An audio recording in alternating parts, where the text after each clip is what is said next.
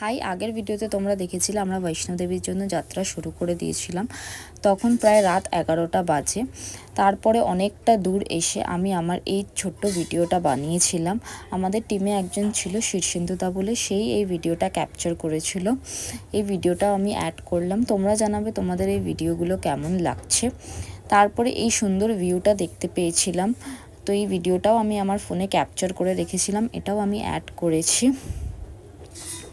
তারপরে রেস্ট নিতে নিতে যাচ্ছিলাম, কারণ অনেকটা দূরের পথ ছিল, যেতে অনেকটা সময় লেগেছে, প্রায় 6 থেকে 7 ঘন্টা আমাদের যেতে লেগেছিল। পৌঁছাতে পৌঁছাতে ভোর হয়ে গেছিলো সেদিন। আর অনেকটা পাহাড়ি রাস্তা, যেহেতু অনেকটা উঁচুতে উঠতে হতো, আবার নামতে হতো, আমরা অনেকটা রেস্ট নিয়ে নিয়ে গেছিলাম, তাই অনেকটা সময় লেগেছিল। তারপরে ফাইনালি আমরা মন্দিরটা দেখতে পেয়েছি। মন্দিরটা দেখতে পেয়ে মনের মধ্যে অনেক শান্তি লাগছিল, কি অ্যাট লাস্ট আমরা পৌঁছে গেছি, আর বেশি দূর নেই। সেদিন আর কোনো ভিডিও বানানো হয়নি।